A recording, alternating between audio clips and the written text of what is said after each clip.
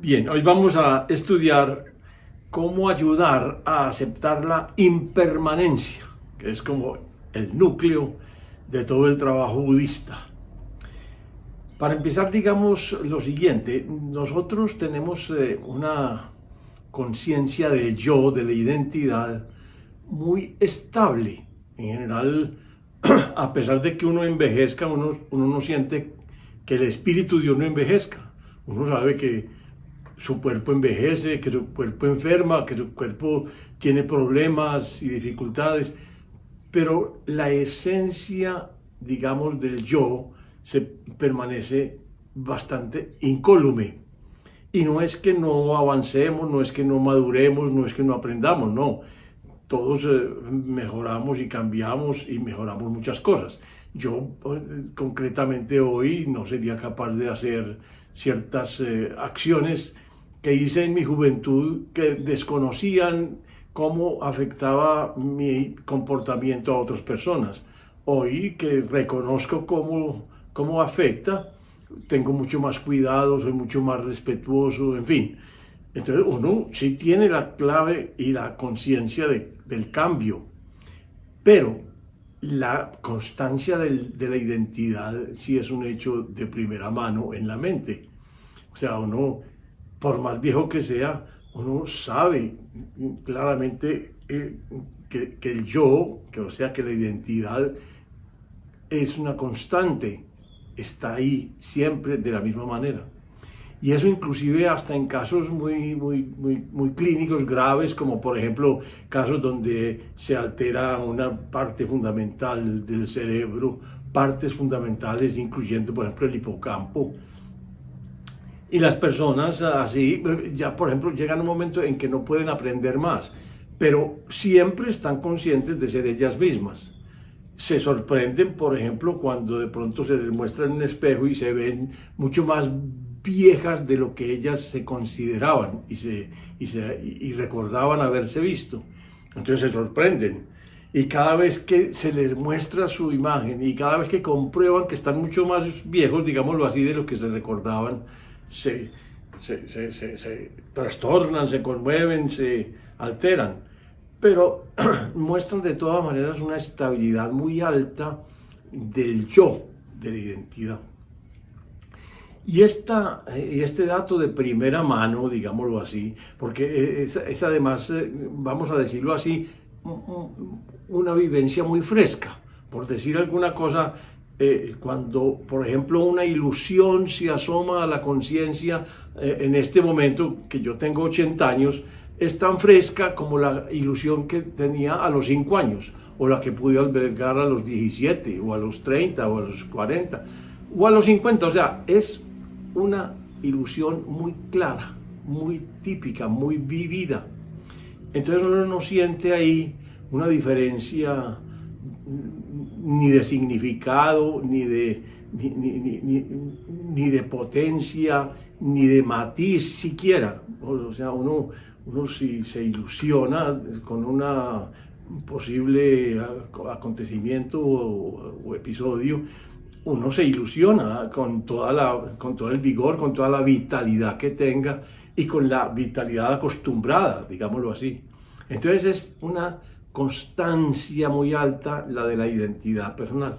Y eso quizá sea justamente la clave por la cual las personas digámoslo así, se apegan a situaciones externas, porque consideran como que la constancia y la permanencia es algo que está en el mundo, así como está en nosotros, al considerar nuestra esencia y nuestra identidad. Como en el budismo, al budismo lo que le interesa y lo que le interesó siempre a Buda era el sufrimiento. Y entonces el origen de su investigación es cómo nace el sufrimiento y cómo se remueve. En ese origen, una tal vez la lección más importante es que el sufrimiento nace por los apegos, pero a su turno los apegos dependen de que uno desarrolle un sentido de lo permanente. porque si no fuera permanente, uno no se apegaría. Si uno tuviera claro que todo es impermanente, que todo pasa, que todo cambia, que nada se conserva, entonces uno no elaboraría apegos, porque los mismos apegos, si llegaran a aparecer, serían totalmente fugaces. ¿Por qué? Porque uno entendería que no vale la pena aferrarse a algo cuya vida es absolutamente fugaz. Entonces, entonces es importante aprender a desarrollar la conciencia de la impermanencia si lo que queremos en el fondo realmente es eliminar de raíz todo el sufrimiento. Porque dice Buda, hombre, el dolor no es posible eludirlo, pero el sufrimiento sí, porque el sufrimiento es una reacción ante el dolor, la adversidad, la dificultad, la pérdida, pero esa reacción o esa respuesta ante la pérdida o ante la dificultad es electiva, o sea, nosotros podemos elegir la respuesta. Pero entonces el problema general es cómo ayudamos a que la gente sí se ponga cada vez más en contacto con lo impermanente del mundo. Y para mí, digamos que la clave fundamental dentro del budismo es trabajar siempre en el aquí y el ahora. O sea, cuando el ser humano se distrae tanto recordando y reviviendo el pasado, como anticipando y tratando de visualizar el futuro, se aleja de la circunstancia del aquí y el ahora, que es donde podría constatar permanentemente cómo es la fugacidad de todo lo que tocamos, sentimos y vemos y escuchamos y percibimos.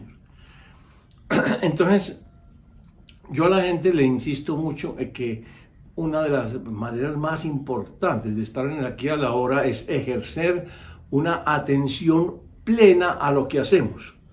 Pero la atención plena también es asunto de concebir, de examinar para poderla desarrollar. Y yo siempre recuerdo que lo que yo más le he recomendado, digamos, a mis alumnos y a mis pacientes, es que hagan todo. Por ejemplo, lavar los trastos, un acto sencillo, pero hacerlo con la atención plena. ¿Qué es la atención plena ahí? Es utilizar todos los sentidos mientras estamos haciendo el lavado de los platos y los cubiertos. Por ejemplo, yo estoy lavando aquí un plato y estoy utilizando una esponja con jabón. Entonces yo le sugiero, cuando usted coja la esponja para lavar el plato, sienta el jabón, sienta cómo removió la grasa que estaba pegada al plato.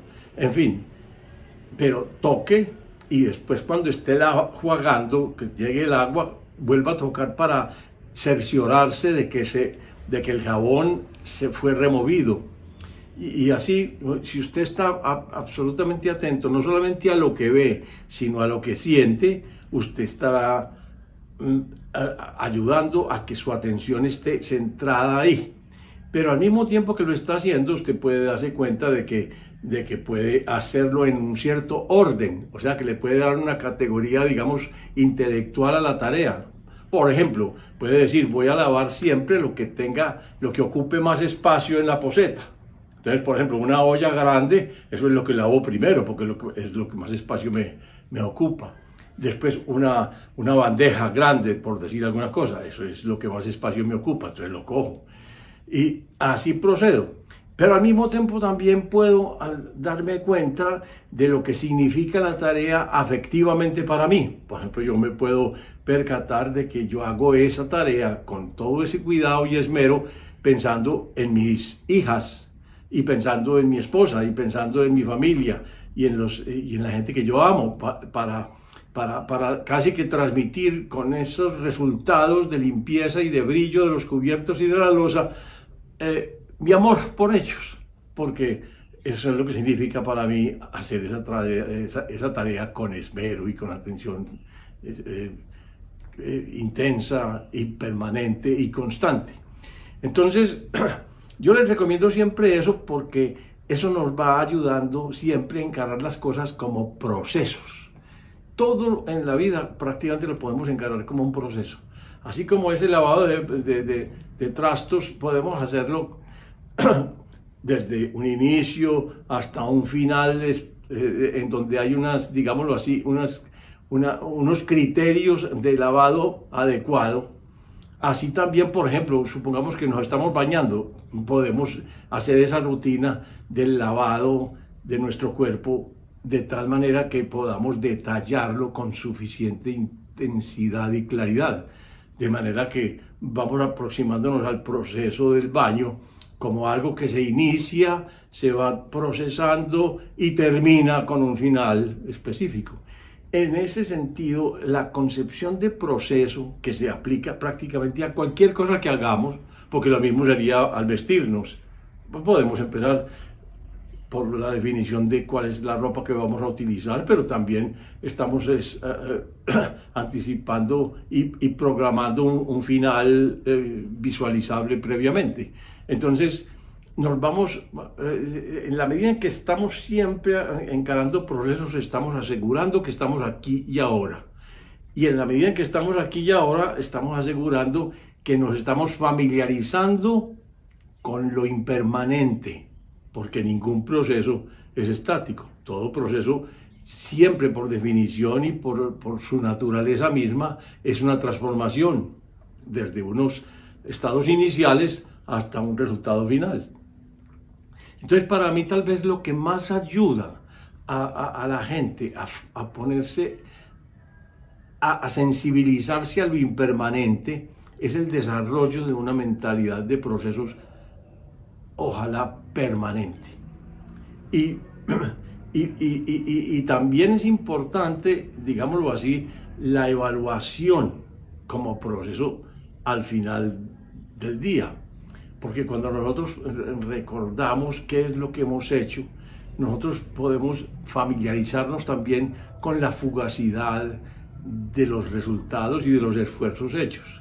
No solamente congratularnos porque logramos unos éxitos o unas pequeñas victorias durante el día, sino que al mismo tiempo nos damos cuenta que cada victoria, cada lucha nos gastó un tiempo y nos gastó un proceso, y todos esos pasos, incluyendo el resultado final, son pasajeros. Entonces, para mí, la parte tal vez más importante de la aceptación de la impermanencia es la sensibilidad a la misma, de manera que yo tenga una conciencia cada vez más alta de ese estado de todas las circunstancias externas que yo pueda apreciar y percibir. Si desarrollo ese sentido, yo estoy claro que esa es la manera para no desarrollar apegos que sean justamente la raíz del sufrimiento. Bien, eso es todo lo que vamos a considerar hoy en el video y les deseo la mejor de las suertes.